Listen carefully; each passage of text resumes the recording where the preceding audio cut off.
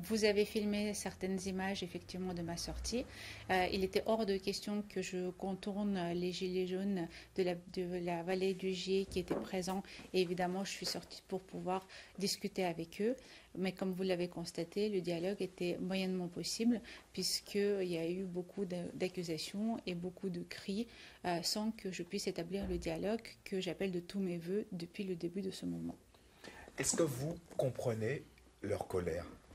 La colère qui a été exprimée le 17 novembre a été comprise et entendue. Et le président de la République ainsi que le Premier ministre et l'ensemble de la majorité y a répondu, en tout cas en mettant en place les premières revendications, c'est-à-dire la suppression de l'augmentation des taxes sur le carbone pour l'année prochaine.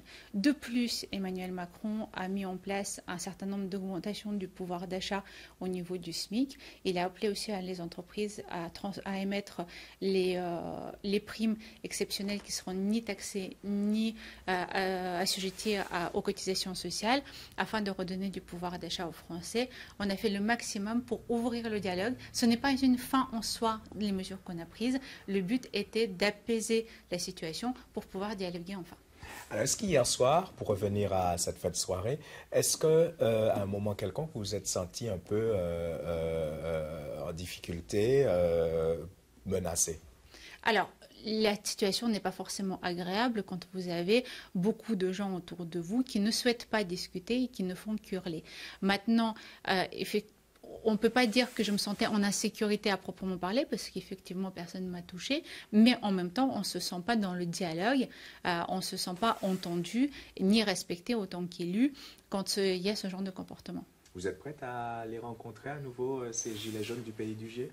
S'ils arrêtent de dégrader ma permanence parlementaire, s'ils arrêtent de hurler et si on arrive à établir le dialogue, avec grand plaisir. Le but de toutes ces mesures, c'était ça, de rétablir le dialogue. Le Premier ministre a même annoncé sa volonté d'entendre les revendications en ce qui concerne la démocratie participative. Donc, il faut absolument qu'on se mette tous autour de la table pour discuter, évidemment.